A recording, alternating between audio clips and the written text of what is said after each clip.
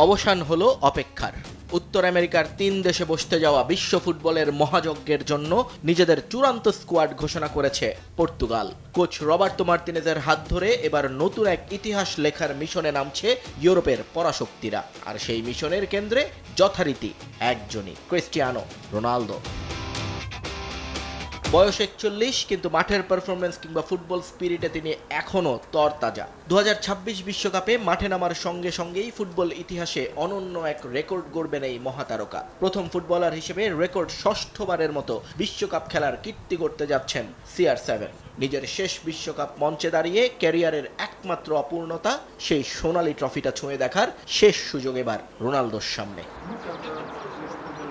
4 বছর আগে কাতারে মরক্কোর কাছে হেরে কোয়ার্টার ফাইনাল থেকে বিদায়ের কান্না ভেজা স্মৃতি এখনও ভোলেনি পর্তুগাল। 1966 সালে তৃতীয় স্থান বাদ দিলে সেটাই ছিল তাদের অন্যতম সেরা অর্জন। কিন্তু পর্তুগিজদের চাওয়া যে এবার আকাশচুম্বী। রোনালদোকে কেন্দ্র করে মার্তিনেজ এবার যে স্কোয়াড সাজিয়েছেন তা এক কথায় তারুণ্য এবং অভিজ্ঞতার দুর্দান্ত মিশ্রণ। মাঝমাঠ সামলাবেন ব্রুনো ফার্নান্দেজ আর বার্নার্দো সিলভার মতো বিশ্বস্ত দুই কাণ্ডারি।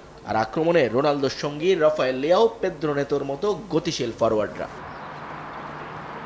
পোস্টের নিচে 26 বছর বয়সী দিয়েগো কস্তাই থাকছেন 1 নম্বর ভরসা। আর ডিফেন্সে অভিজ্ঞ রুবেন দিয়াজ, হুয়াও ক্যানসেলোদের পাশে থাকছেন রেনাতো ভেইগার মতো প্রতিভাবান তরুণ। সব মিলিয়ে ভারসাম্যপূর্ণ এক দল। তবে দল গঠনে কিছুটা চমকও রেখেছেন মার্তিনেজ। নেলসন সেমেদো এবং সামু কোস্তারা জায়গা পেলেও কপাল পুড়েছে হুয়াও পালহিনহা এবং আন্তোনিও সিলভার মতো নিয়মিত মুখদের। যদিও কোচের স্পষ্ট বার্তা, ইতিহাস ভাঙতেই এই বাজি ধরেছেন তিনি।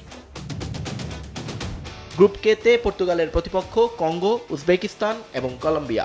17 জুন কঙ্গোর বিপক্ষে ম্যাচ দিয়ে শুরু হবে পর্তুগিজদের মূল আসরের অভিযান। এর আগে চিলি এবং নাইজেরিয়ার বিপক্ষে দুটি প্রস্তুতি ম্যাচ খেলে নিজেদের ঝালিয়ে নেবে মার্তিনেজ বাহিনী। নিয়ন মুহাইমিন, সময় সংবাদ।